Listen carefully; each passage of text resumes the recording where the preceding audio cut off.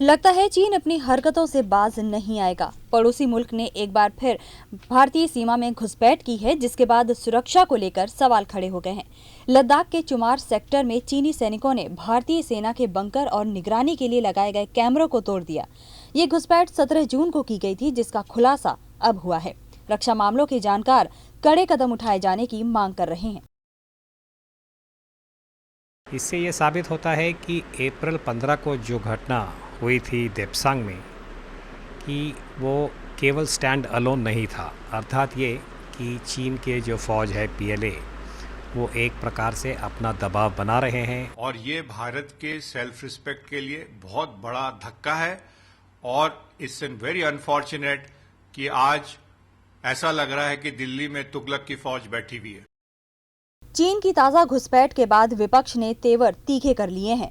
पूर्व विदेश मंत्री यशवंत सिन्हा ने कहा है कि पड़ोसियों को परेशान करना चीन की पुरानी आदत है।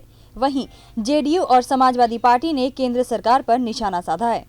भारत को चीन को उसी भाषा में जवाब देना चाहिए और मुझे नहीं लगता, मैं नहीं समझ पा रहा हूं कि भारत सरकार क्यों बार बार झुकती रहती है। तो हमारा ये आरोप है कि देश की सरकार देश की सीमा के प्रति, देश की सार्वभौम अखंडता के प्रति लापरवाह है और अगर इसी तरह की लापरवाह रही तो देश को इसकी भारी कुर्बानी चुकानी पड़ेगी। सरकार को इस पर गंभीरता से विचार करनी चाहिए और इसको कूटनीतिक और दूसरे भी तरह के उपाय करने चाहिए। चीन भले ही हमारी सीमा में घुसकर तोड़फोड़ कर रही हो, पर कांग्रेस इसे मामूली मामला मान रही है। Is already being, dealt by the Ministry of Defence and Ministry of External Affairs. Both are aware of the situation. I think too much hype is being created. इससे पहले अप्रैल में चीन ने दौलत बेग ओल्डी सेक्टर में घुसपैठ की थी।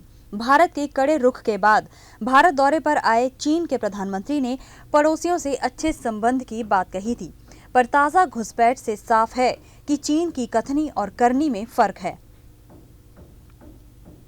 ब्यूरो रिपोर्ट, जानो दुनिया।